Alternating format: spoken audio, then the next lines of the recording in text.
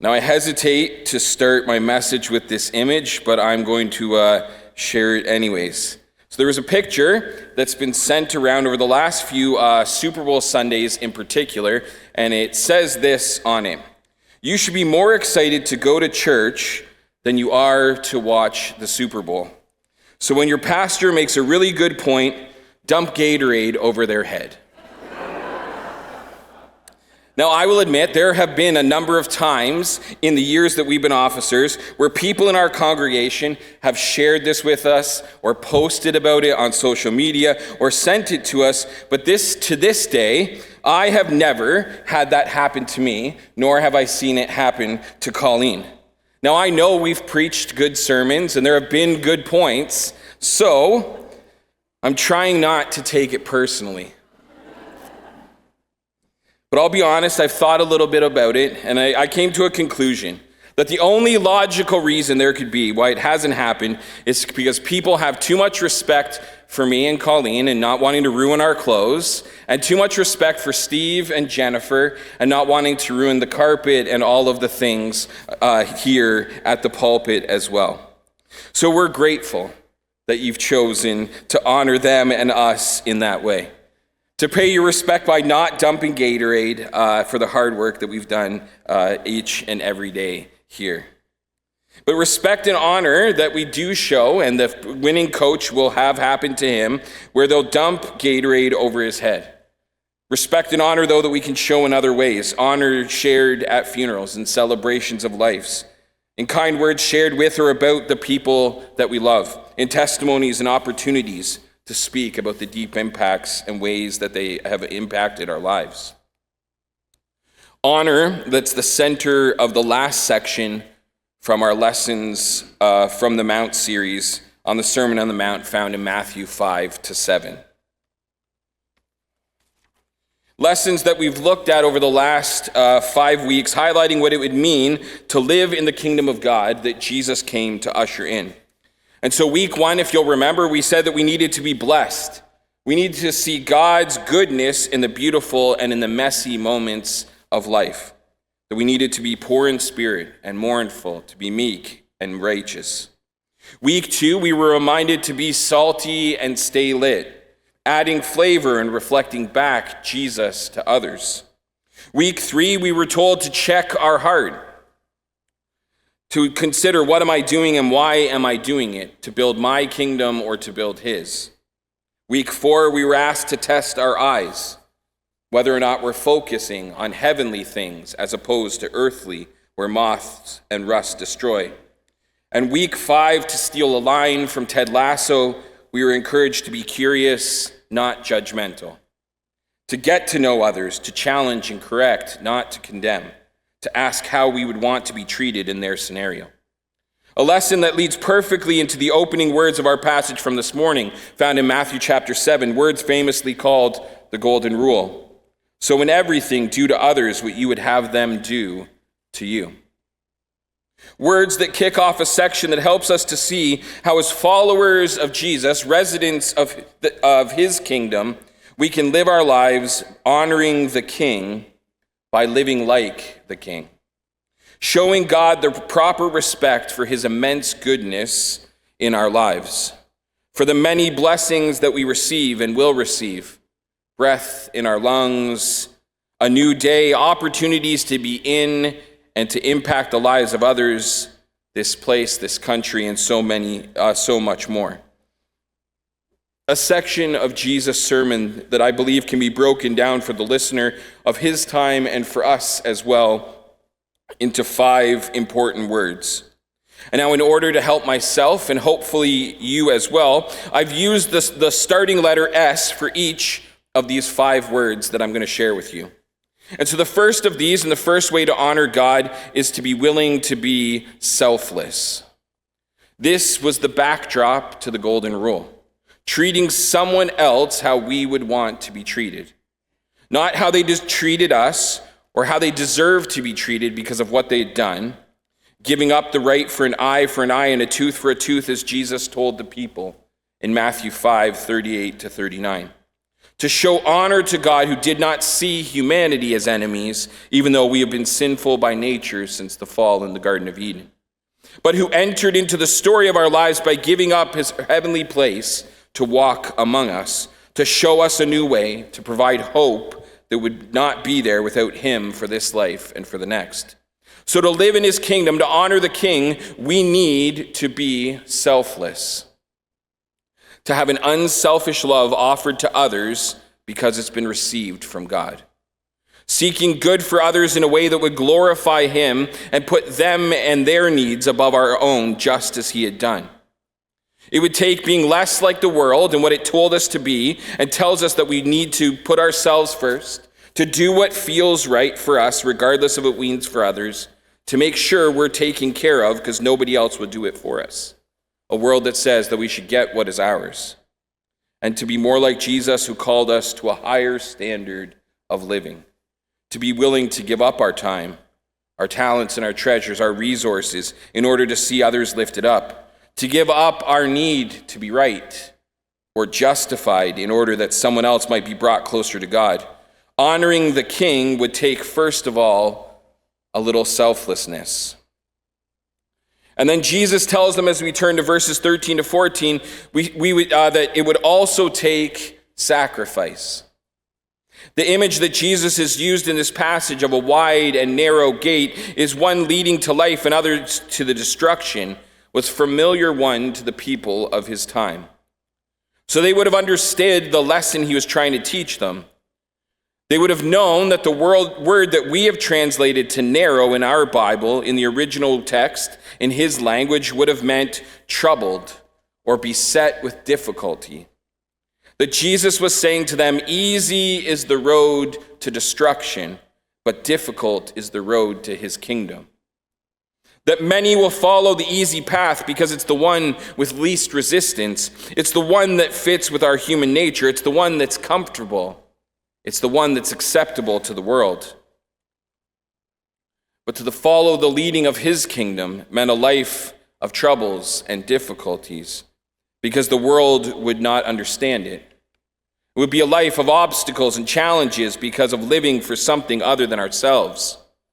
That it would mean sacrifice because it would involve loving those who offer hate in return, being gracious to those who seek to judge and punish, offering mercy to those who would desire to see us destroyed. It would mean missing out on things we want to do, hobbies and activities, events and rest, careers and all kinds of other things, in order to do the things we need to do to grow his kingdom. Honoring the king would require selflessness and sacrifice. And while those two were simple to pick up in the words of Jesus, the next one is going to be a little more subtle, or perhaps a little bit of a stretch as we take on the next section of our message or our passage from this morning in verses 15 to 20. Because living in his kingdom, honoring the king, will involve being studious. Jesus in this section is warning his listeners that in order to do these things, they need to watch out for and stay away from false prophets. Those who would say they've come in his name, who might share a version of the gospel that seems close enough, that sounds pretty good, but who would use the words of the gospels to pervert the message for their kingdom, for their glory, who would lead the people away from the narrow and back to the wide path of destruction, who would only produce bad fruit. And he says they come in sheep's clothing, but inwardly they are ferocious wolves. What a powerful image Jesus is making to share a simple lesson with the people. But how does that lead to being studious? Because if we are to be able to discern who is a true and who is a false prophet, we need to know our subject. We need to know God, and to know God is to know his word. To know it in our heads, but to understand it with our hearts, with every fiber of our being. Jesus was highlighting for the people in this section the importance of being studious, of staying connected to the source who would never lead them astray, who would only bear good fruit in their lives and the lives of others. That studying with the word, being with others who had taken time to truly understand it, prayerfully considering it in the context of the larger story of God's love and desire for reconciliation, would allow them to understand who was speaking for him and who was speaking for themselves or some other purpose. That we too can do the same as we seek to work through all the mess that's being shared in his name all the time right now. To understand that Jesus was not a card-carrying member of any political party. As Lecrae put it in his song Facts, they say Jesus was conservative. Tell them that's a lie. No, he wasn't a liberal either if you think I'll choose a side. That there is no official political party of Jesus contrary to what we hear. That the cure for cancer, the restoration of relationships in our lives, the end of our struggle to find work or with our finances is not found through sending an image on social media or forwarding an email and waiting 2 weeks to see what happens. It's not from giving more money to our pastor or to a Christian ministry so they can buy a new jet or a much larger house. That when we're truly studying the word, being studious about getting to know the source material in such a deep and profound way that we're taking the guesswork away. We're able to discern what is good and of God so we too can go to bear good fruit in our lives. That to honor the King, we need to be studious. To take the time to stop and read, to know his word. But as we continue into the next section, he will remind them and us a lesson I learned as a young boy while watching G.I. Joe cartoons, that knowing is only half the battle. That to honor the King, verses 21 to 23, tells us it will require sincerity. That to be a true disciple of Jesus would mean being his follower and not his fan. That there will be many who will live their lives saying it was in his name. Those who will be able to talk the talk, who will be able to spout off all the scriptures that they might have memorized, who will show up every Sunday and fill a seat. They'll look great in their uniform or their black shirt or their church clothes, who maybe even will do some really nice things for people, but who never take the time to get out of the stands and enter into the big game. Who were not sincere or genuine in their desire to follow Jesus down that narrow road. Who never truly got to know him because it was more about the performance than putting themselves out there for him, than putting themselves aside for the benefit of others. Jesus was calling the people to a true faith that would challenge them to take up their cross and follow him. Not just to know every detail about what the cross was made of, how far he had to carry it, where it was placed, what the sign said above his name, and how long he hung there, as impressive as all of that knowledge might be for us to have. He was telling them and us as we read this passage today that the best way to show our respect to the King, to honor him, is to be sincere in action in our faith. To get out there and be a blessing to others. To be salty and stay lit in a world that needs it more than ever. To align our heartbeat with his. To focus our eyes on heavenly things. To see others through the same lens that he does. To stop condemning, but challenging in love, treating others the way we would want to be treated, not the way we think they deserve. That being part of his kingdom means following him sincerely every day of our lives. It means making real change, lasting change in our lives. To stop and listen for the call, to give up what we need to give up, to commit to living that out in our lives, to choose his way today and every day. And then as we conclude this passage in our final lesson from the Mount, we're told by Jesus that the last S is the one that will make the others possible in the trying, difficult, challenging moments of life. That honoring the King involves being secure in whose we are and who we are in him. That in order to weather the storms that will come, to overcome the obstacles on the narrow path of life, to be able to read through the nonsense, to discern who to listen to go from fan to follower, is to be secure. To have our faith built on Jesus, our solid rock. To make him the foundation that everything else builds off of. To ask ourselves, as the bracelets used to say, WWJD, what would Jesus do? But then to take it a step farther and to live that out in our lives as well. To run to him in times when before we would have run away. To lean on him and his strength instead of trying to do it all in our own. To trust in him and his plans for our lives instead of focusing on how we can try to get ourselves out of this mess that we're in or we've created. To bring him our sins, our insecurities, our struggles, because he knows them already. And he wants to help us overcome the guilt, the shame, and the burdens that they can cause us. To give him the relationships we're struggling to fix, the financial concerns we're struggling to figure out, the health concerns we're struggling to diagnose or to process in our minds, the life circumstances we're struggling to sort through. To bring him our vulnerabilities, knowing that we are safe and secure with him. That he has not and will not bring us to something that he can't strengthen us for or through. That he's provided for us a church family to journey with and support us along the way. That the best way for us, you and I, to honor the King is to find our security in him. This was the final lesson of the Sermon on the Mount.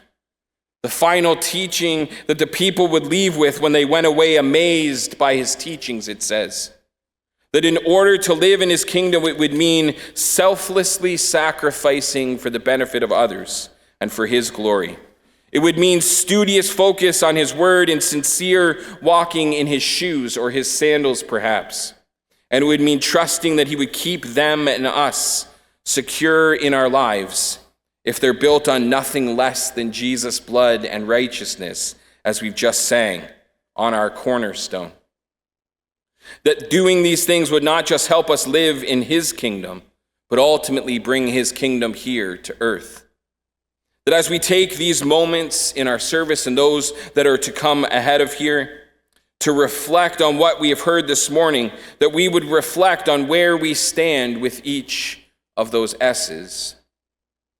How selfless have I been this week? Time spent on me versus time spent on him and others. How sacrificial have I been living lately? What have I been giving up for the glory of God and the benefit of others? How studious have I been over the last few months? How often do I pick up my Bible? Do I attend a Bible study? Do I do my devotions? How sincere has my walk been with the Lord? Am I a fan just cheering him on from the sidelines, or a follower taking up my cross and following him? And how secure am I in him? Do I really trust God with my family, my time, my talents, my treasures, my future, my life? How well have I, how well have you, how well have we done at honoring our King?